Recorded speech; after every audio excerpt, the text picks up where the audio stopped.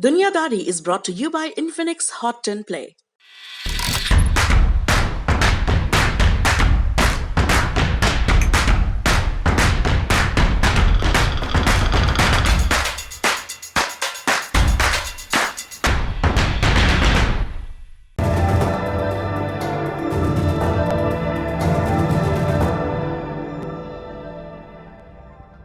नमस्ते, मेरा नाम सौरभ द्विवेदी है और आप ललन टॉप का इंटरनेशनल खबरों का डेली बुलेटिन दुनियादारी देख रहे हैं।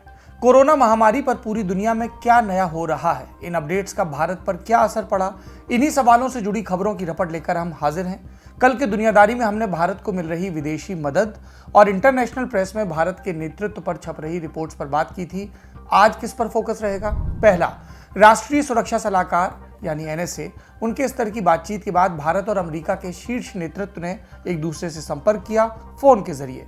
अमेरिका के राष्ट्रपति जो बाइडेन और भारत के प्रधानमंत्री नरेंद्र मोदी के बीच कोरोना को लेकर क्या बात हुई, भारत में व्याप्त कोरोना सुनामी पर इसका क्या और कितना असर पड़ेगा। दूसरा बिंदु, अमेरिका एस्ट्राजेनेका वैक्सीन की लगभग 6 करोड़ खुराक दुनिया को देने के लिए तैयार हो गया है। इसे उन देशों को दिया जाएगा जहां कोरोना के हालात बेकाबू हैं। अमेरिका का वैक्सीन देने का प्लान क्या है और भारत को इससे क्या फायदा होगा। तीसरा बिंदु, कनाडा के एक प्रांत ओंटारियो से जुड़ा है। यह है तो एक प्रांत की बात, लेकिन इससे जुड़ी सीख पूरी दुनिया पर लागू होती है। ओंटारियो में हालात इतने खराब हैं कि कनाडा को अपनी आर्मी से मदद मांगनी पड़ी। अब सेना और रेड क्रॉस बढ़ते संक्रमण से निपटने के लिए भेजे गए हैं। ओंटारियो में कोरोना संकट इतना विकराल कैसे हुआ और उससे क्या सबक सीखे जा सकते हैं, इस पर विस्तार से बात करेंगे। शुरू करते हैं दुनियादारी। सबसे पहले मोदी बाइडेन के फोन कॉल की चर्चा। 26 अप्रैल की देर रात जो बाइडेन और नरेंद्र मोदी ने फोन पर बात की। मुख्य मुद्दा भारत में आई कोरोना की दूसरी लहर। दोनों नेताओं ने महामारी की वर्तमान स्थिति पर विस्तार से पक्ष रखा, एक दूसरे का सहयोग करने की प्रतिबद्धता भी जताई। फोन कॉल के बाद दोनों तरफ से बयान जारी हुए। व्हाइट हाउस ने कहा कि अमेरिका ऑक्सीजन सप्लाई से जुड़ी मशीनें, वैक्सीन के लिए कच्चा माल, दवाएं और अन्य आपात मदद मुहैया करा रहा है। प्रधानमंत्री नरेंद्र मोदी ने इसके लिए शुक्रिया कहा। दोनों नेताओं ने अपने नागरिकों की सुरक्षा के लिए कंधे से कंधा मिलाकर लड़ने का प्रण भी लिया।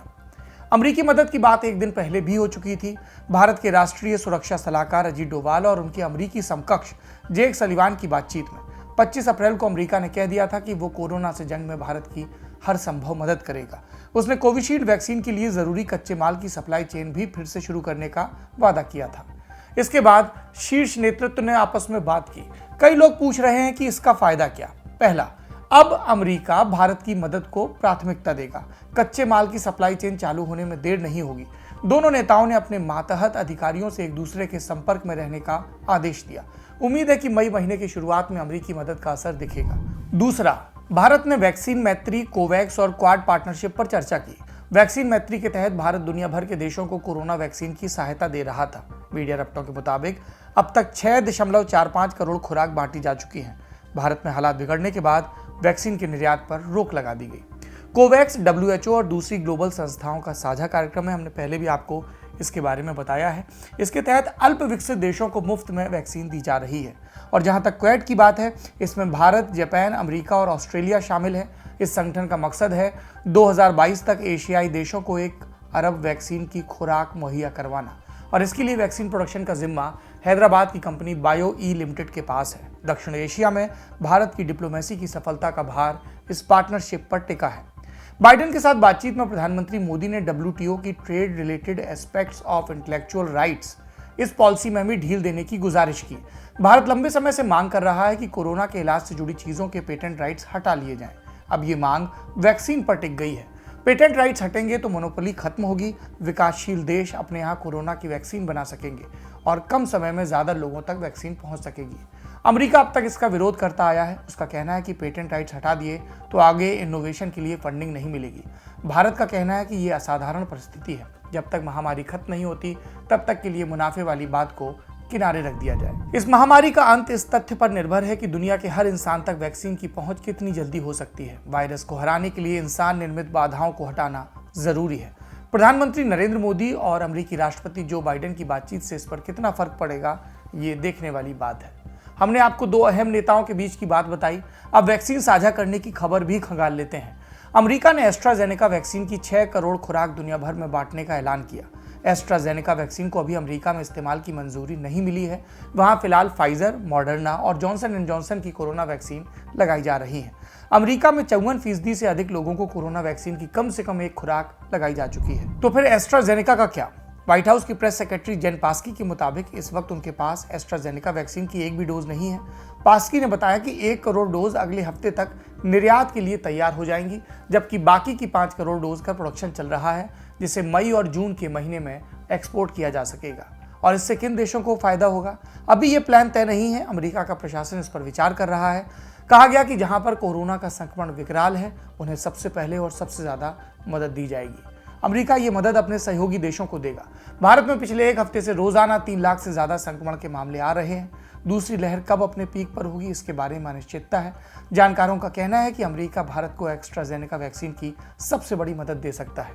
अगर ऐसा हुआ तो भारत में वैक्सीनेशन की रफ्तार तेज हो सकेगी। 1 मई को रूसी वैक्सीन स्पुतनिक 5 की भी पहली खेप भारत पहुंच रही है।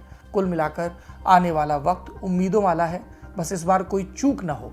सरकारें अति आत्मविश्वास और घमंड से दूर रहें और नागरिक जागरूक रहें, तभी ये लड़ाई जीती जा सकती है। वैक्सीन के बाद अब चलते हैं कनाडा की तरफ। खबर दुखद है लेकिन एक जरूरी सीख देती है। ओंटारियो कनाडा में सबसे ज्यादा आबादी वाला प्रांत, देश की कुल जनसंख्या का 38.3% हिस्सा यहाँ रहता है। पिछले कुछ हफ्तों से ओंटारियो कोरोना की तीसरी लहर से जूझ रहा है। रोजाना 4000 से ज्यादा संक्रमण के मामले और हॉस्पिटलाइजेशन भी बढ़ गया है। आईसीयू के बेड्स भरे हैं और हेल्थ सिस्टम कोलैप्स होने की कगार पर। जानकारों का कहना है कि इस स्थिति से बचा जा सकता था। सरकार ने पब्लिक हेल्थ एक्सपर्ट्स की बात को नजरअंदाज किया। उन्होंने अपनी मर्जी चलाई और नतीजा ये कि हालात बिगड़ते चले गए। पिछले हफ्ते ओंटारियो को केंद्र सरकार से मदद मांगनी पड़ी, जिसके बाद दूसरे प्रांतों से हेल्थ वर्कर्स की टीम भेजी गई। इसके बाद भी हालात नहीं सुधरे और ओंटारियो की सरकार ने इसे छिपाया भी नहीं। उसने केंद्र से फिर मदद की गुहार की। केंद्र ने मांग मान ली। अब कनाडा की आर्मी और रेड क्रॉस की मेडिकल टीम ओंटारियो में मोर्चा संभालने जा रही है। साथ में मेडिकल उपकरण और ऑपरेशन सपोर्ट भी भेजा जा रहा है। अप्रैल की शुरुआत में हालात इससे अलग थे। उस वक्त इतने केस सामने नहीं आ रहे थे। कनाडा की सरकार ने वैक्सीनेशन ड्राइव को तेज करने के लिए रेड क्रॉस की मदद की पेशकश भी की थी, लेकिन ओंटारियो के प्रीमियर डग फोर्ड ने मदद से मना कर दिया था। लेकिन अब उन्हें उसी रेड क्रॉस को बुलाना पड़ा। इससे सीख क्या मिलती है? पहली सीख, संकट की स्वीकार्यता। स्थिति कैसी है उसको स्वीकारिए, उसको मानिए, छिपाइए मत। मान लीजिए किसी को हल्का जख्म है, वो इसे छिपा कर रखे, प्रचार करे कि सब ठीक है, और कोई उसे झूठा कहे तो सजा देने की धमकी दे। इससे होगा ये कि जख्म कुछ समय बाद नासूर बन जाएगा और तब इलाज में और ज्यादा दिक्कत आएगी। भारत में केंद्र और राज्य सरकारों को यह समझने की जरूरत है। आंकड़ों को छिपाना, टेस्टिंग कम करना, हालात की गंभीरता को झुठलाना और छद्म प्रचार, इससे ये महामारी नासूर बन चुकी है। फिर उसे संभालना कितना मुश्किल है, हम और आप रोजाना देख रहे हैं। ये ना तो जनता के हित में है, न लोकतांत्रिक मर्यादा के, और ना ही सत्तारूढ़ दलों के। इसलिए जरूरी है कि सबसे पहले सत्य स्वीकार किया जाए। यह था हमारा आज का बड़ी खबर सेगमेंट। अब सुर्खियों की तरफ चलते हैं। पहली सुर्खी ऑस्ट्रेलिया से। ऑस्ट्रेलिया ने भारत से आने वाली और भारत की तरफ जाने वाली सभी यात्री विमानों पर रोक लगा दी।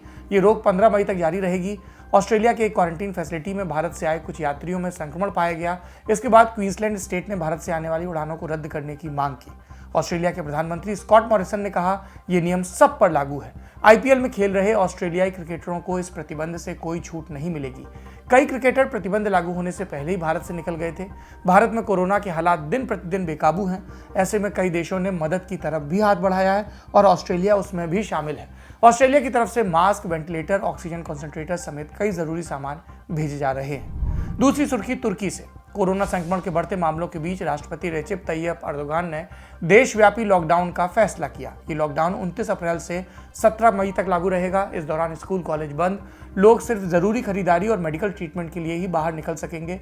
एक शहर से दूसरे शहर में जाने के लिए प्रशासन से अप्रूवल लेना होगा। आपात सेवाओं के लिए छूट जारी रहेगी। 26 अप्रैल को तुर्की में कोरोना के 37,312 नए मामले सामने आए। 353 लोगों की मौत हुई। पिछले कुछ दिनों में यहां संक्रमण की संख्या में कमी आई थी। उससे पहले रोजाना 60,000 से अधिक लोग पॉजिटिव पाए जा रहे थे। तुर्की अपने लोगों को कोरोना की वैक्सीन लगाने में भी पीछे चल रहा है। अभी तक सिर्फ 9.7% लोगों को वैक्सीन की दोनों खुराक लगाई जा चुकी हैं।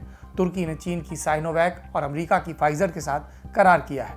26 अप्रैल को रूस के साथ भी एक समझौता हुआ, जिसके तहत तुर्की स्पुतनिक 5 का उत्पादन अपने यहाँ कर सकेगा। आज की तीसरी सुर्खी यूरोपियन यूनियन से जुड़ी है। ईयू ने वैक्सीन बनाने वाली कंपनी एस्ट्राजेनेका पर मुकदमा दायर किया है। आरोप है कि एस्ट्राजेनेका ने ईयू के साथ किए कॉन्ट्रैक्ट का पालन नहीं किया, तय समय पर कोरोना वैक्सीन की तय क्वांटिटी डिलीवर नहीं की। कॉन्ट्रैक्ट के मुताबिक एस्ट्राजेनेका को अप्रैल जून के बीच 18 करोड़ डोजेज की सप्लाई करनी थी, लेकिन 12 मार्च को कंपनी ने इससे पल्ला झाड़ दिया। कहा कि वो ईयू को जून तक सिर्फ 1/3 डोज ही दे पाएगी। ईयू का कहना है कि कंपनी उसके हिस्से की वैक्सीन ब्रिटेन को सप्लाई कर रही है। हम जानते हैं कि ब्रिटेन अब यूरोपियन यूनियन का सदस्य नहीं है। एस्ट्राजेनेका ने कहा है कि वो अदालत में अपना बचाव करेगी।